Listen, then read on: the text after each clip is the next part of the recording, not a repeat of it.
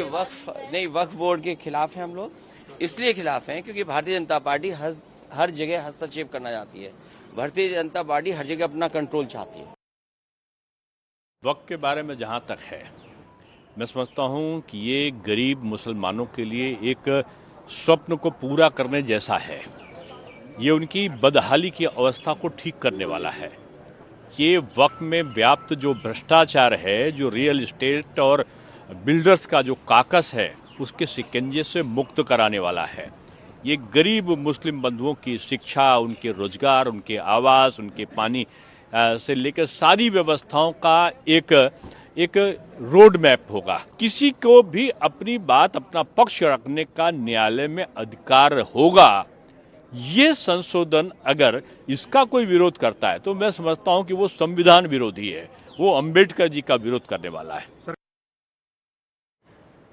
और इस वक्त हमारे सहयोगी प्रशांत हमारे साथ जुड़ गए हैं, संसद परिसर में मौजूद हैं। प्रशांत, यहाँ पर कितनी संभावनाएं लग रही हैं कल ये वक्फ संशोधन बिल के पेश होने की, और किस तरह की चर्चा आज जो मीटिंग होने जा रही है? नहीं, बिल्कुल देखिए जया, इस बात की संभावना बहुत ज़्यादा है कि कल से इस बिल पर लोकसभा में चर्चा शुरू होगी। आज जो अब से कुछ देर में बिजनेस एडवाइजरी कमेटी की लोकसभा की बैठक होने वाली है, उसमें जो 3 बिल एजेंडा पे रखे गए हैं, उसमें सबसे पहले जो दोनों बिल है वो वक्फ से जुड़ा हुआ दोनों बिल है, जो 2 बिल संसद में पेश हुआ था।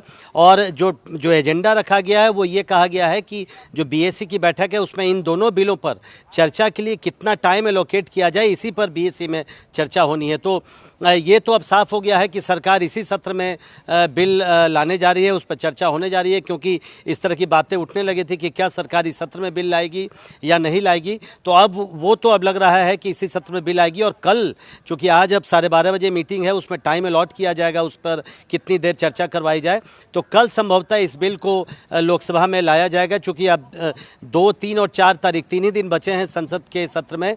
तो अगर इस बिल को पारित होना है तो लोकसभा में पारित होने के बाद उसे राज्यसभा में भी जाना है। तो कल संभवतः इस बिल पर चर्चा शुरू हो जाएगी। बाकी जो राजनीति इस पर हो रही है वो कई महीनों से हो रही है, और ये तय मानिए कि जब ये चर्चा शुरू होगी तो संसद के भीतर और बाहर दोनों जगहों पर आपको इस पर राजनीति देखने को मिलेगी, सियासत देखने को मिलेगी और गर्मा गर्मी देखने को मिलेगी सभी पार्टियों के बीच में। बिल्कुल, और 4 अप्रैल तक ये संसद का सत्र चलना है। अब उम्मीद ये लग रही है, संभावनाएं लग रही हैं कि कल इस बिल पर चर्चा हो। आप प्रशांत हमारे साथ बने रहे हैं। वक्फ संशोधन बिल के आने के बाद क्या कुछ बदलाव यहाँ पर देखने को मिल सकते हैं, एक बार दर्शकों को वो बता देते हैं। इसमें गैर मुस्लिम सदस्यों को भी जगह देने की बात कही गई है। इसके अलावा महिला प्रतिनिधित्व की इसमें बात कही गई है। साथ ही साथ सत्यापन की प्रक्रियाओं में सुधार कहा गया है। जिला मजिस्ट्रेट की भूमिका के बारे में इसमें कहा गया है। साथ ही वक्फ बोर्ड की शक्तियों में इससे कहीं ना कहीं कमी आएगी। वक्फ संपत्तियों का डिजिटलीकरण यहाँ पर होगा, और साथ ही साथ बेहतर ऑडिट प्रणाली इसके माध्यम से होगी इस संशोधन बिल के आने के बाद। अवैध कब्जों की रोकथाम होगी। साथ ही साथ वक्फ बोर्ड के सदस्यों की नियुक्ति की इसमें बात कही गई है। वक्फ न्यायाधिकरण की शक्तियों में वृद्धि होगी इसके जरिए। वक्फ संपत्तियों के अनधिकृत हस्तांतरण पर कहीं ना कहीं कार्रवाई होगी इसके बाद।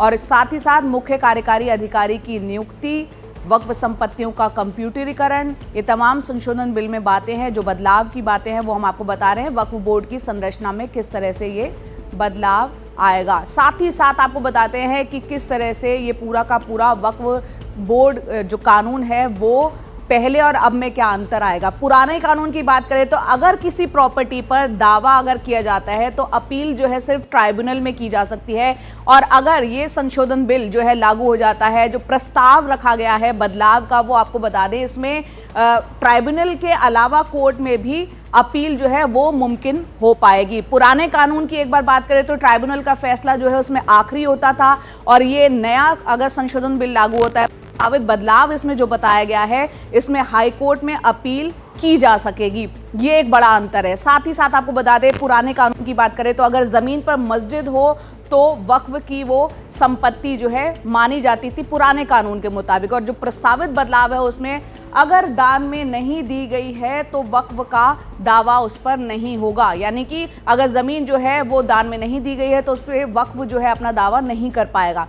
पुराने कानून की बात करें तो बतौर सदस्य महिला और दूसरे धर्म के लोगों की उसमें एंट्री नहीं होती थी, ये पुराना कानून है। और जो अब बदलाव की बात कही जा रही है उसमें नॉमिनेटेड सदस्यों में 2 गैर मुसलमान होंगे। इसको लेकर भी कई तरह की चर्चाएं और संशय है, जिसके चलते जो है इस पर चर्चा और ज्यादा बढ़ रही है। साथ ही साथ आपको बता दें, वक्फ संशोधन बिल का कांग्रेस जो है वो लगातार विरोध कर रही है। कांग्रेस के सांसद नासिर हुसैन ने कहा कि सरकार जल्दबाजी में ये बिल ला रही है। उनको सुनते हैं। जिस तरह से जेपीसी में बहस होना था उस तरह से वहाँ पे ना बहस हुई ना चर्चा हुई, ना ही तो वहाँ पे क्लॉज बाय क्लॉज डिस्कशन हुआ। जितना हिस्ट्रीली ये बिल को लाया जा रहा है, इससे एकदम साफ है कि सरकार इसमें सीरियस काम नहीं चाहती है। सरकार नहीं चाहती कि इसमें एक्चुअली वक्फ इंस्टीट्यूशंस में सुधार हो। इस वक्फ बोर्ड को लेके पूरे देश भर में गलत इन्फॉर्मेशन फैलाने की सरकार कोशिश कर रही है, मिस इन्फॉर्मेशन फैला रही है, लोगों को वर्गला रही है और लोगों को मिसलीड करने का काम इसमें कर रही है। इसमें सिर्फ ये होगा कि ये अगर बिल आएगा तो गांव-गांव, गली-गली में जहां पे वक्फ के इंस्टीट्यूशन है वहां पे इनके लोग कंट्रोवर्सीज खड़ा करेंगे और वो कंट्रोवर्सीज चलते रहेंगे, जिसके तहत इनका वोट बैंक बनते रहेगा। प्रशांत हमारे सहयोगी हमारे साथ है। प्रशांत, यहाँ पर कांग्रेस के आपने नेता को सुना, यहाँ पर जो सांसद है नासिर हुसैन, कई तरह की आशंकाएं उनके मन में भी, और कांग्रेस का ये कहना है कि ये जल्दबाजी में लेकर आया जा रहा है, और कई बातें हमने यहाँ पर सुनी। आपसे ये समझना चाह रहे हैं कि तमाम विपक्षी पार्टियों में क्या इस बिल को लेकर एक राय है, किस तरह के मतभेद हैं, क्या आपत्तियां हैं, और दूसरा, अगर ये वक्फ संशोधन बिल आ जाता है तो उसको लागू किस तरह से किया जाएगा? नहीं, देखिए, जहाँ तक विपक्षी पार्टियों का सवाल है उनमें तो कम से कम एक मत दिख रहा है, वो सारे इस बिल के विरोध में है। ज़्यादातर जो विपक्षी पार्टियां हैं, आपने देखा जेपीसी की जो मीटिंग होती थी, मीटिंग के बाद जो रिपोर्ट तैयार किया गया उसमें तमाम जो विपक्ष के सांसद थे बिना एक्सेप्शन उन सब ने डिसेंट नोट दिया था, सहमति का पत्र दिया था, और वो आज भी इस बात पर कायम है। और उनका आपने सुना, नासिर हुसैन ही नहीं, तमाम जितने भी सांसद चाहे जेपीसी में थे विपक्ष के या जो विपक्षी पार्टियां हैं, वो तो इस बिल के खिलाफ हैं। और उन्होंने साफ ऐलान किया है कि वो इस बिल, जब वो बिल चर्चा के लिए आएगा और इस पर वोटिंग होगी तो इस बिल के खिलाफ वोट करेंगे। सवाल है कि जो 3-4 जो मुद्दे आपने बताए कि क्या क्या पहले के वक्फ बिल में क्या था और अब जो प्रपोज्ड कानून है, प्रस्तावित कानून, उसमें क्या क्या आने वाला है, 3-4 बड़े मुद्दे हैं जिस पर लेकर विपक्षी पार्टियों का आपत्ति है। उसमें सहयोगी दलों को भी कुछ आपत्तियां थी, हालांकि उन्होंने सुझाव दिए, और मेरी जानकारी ये है कि जेपीसी ने उनको अपने उन सुझावों को शामिल किया। और जो सरकार ने अब जो बिल में अमेंडमेंट किया है, जिसको कैबिनेट ने अप्रूवल दिया है, जो नया बिल अब कल संभावना है कि संसद में आएगा, उसमें उन सभी सुझावों को समाहित किया गया है। बिल में कुछ बदलाव किए गए हैं, ये वो बदलाव हैं जो बीजेपी के सहयोगी पार्टियां चाहती थीं। कुछ बदलावों को, चूंकि वो ऐसी चीज़ें थी जो जिसमें विपक्षी सांसद और एनडीए के जो सांसद थे सब में एकरूपता थी, उनको भी शामिल किया गया है। तो कुछ बदलाव शामिल ज़रूर किए गए हैं, लेकिन अभी भी विपक्षी पार्टियों का कहना है कि अभी भी ये धार्मिक मामलों में हस्तक्षेप है मुसलमानों के। इसके अलावा जल्दबाजी में ये कानून लाया जा रहा है। जितने भी मस्जिद, कब्रिस्तान, मदरसा, ये सब चीज़ें जो ऐसी है उस पर कब्जा करने की कोशिश है। तो ये बड़े बड़े आरोप हैं, लेकिन बीजेपी की तरफ से ये बिल्कुल साफ कर दिया गया है कि केवल वक्फ की संपत्तियों को रेगुलेट करने के लिए, जो पहले से वक्फ की संपत्तियां या आगे जो वक्फ की संपत्तियां क्रिएट होंगी उनको रेगुलेट कैसे किया जाए, उनका प्रशासन उसको मैनेज कैसे किया जाए, इसके बारे में ये कानून लाया जा रहा है। पारदर्शिता बढ़ाने के लिए कानून लाया जा रहा है। और इस बात से डरने का कोई मतलब नहीं है कि किसी की मस्जिद चली जाएगी, मदरसा चला जाएगा या फिर कब्रिस्तान पर दिक्कत आएगी। तो दोनों पक्षों का अपना अपना तर्क अभी भी ज्यों का त्यों बना हुआ है। बिल्कुल। और अब ये देखते हैं कि कल ये इस बिल पर किस तरह से ये चर्चा होती है, जिसकी संभावनाएं फिलहाल तो लग ही रही हैं कि कल ये बिल पेश कर दिया जाएगा। प्रशांत, बहुत बहुत शुक्रिया तमाम जानकारी के लिए आपका। और वहीं लोक जनशक्ति पार्टी के सांसद अरुण भारती का कहना है कि जो लोग इस बिल का विरोध कर रहे हैं वो भ्रम फैला रहे हैं। उनसे बात की हमारे सहयोगी प्रशांत ने, वो सुनते हैं। वक्फ बिल को लेकर एनडीए के सहयोगियों का क्या रुख रहने वाला है, इस पर सबकी नजर रहेगी। हमारे साथ हैं लोक जनशक्ति पार्टी रामविलास के सांसद अरुण भारती जी। सर ये बताइए, आपकी पार्टी पर भी सब लोगों की नजर है, क्या आप लोगों का रुख है ये बिल अगर लोकसभा में कल चर्चा के लिए आता है? देखिए, सबसे पहले तो हम ये बताना चाहेंगे कि विपक्ष जिस तरह से लगातार फियर मॉन्गरिंग कर रहा है, धर्म के नाम पर सिर्फ अपने वोट बैंक को बनाए रखने के लिए लगातार जिस तरह से जनता में भ्रम फैला रहा है, डरा रहा है, ये सरासर गलत है। ये सिर्फ बिल का एक पक्ष है।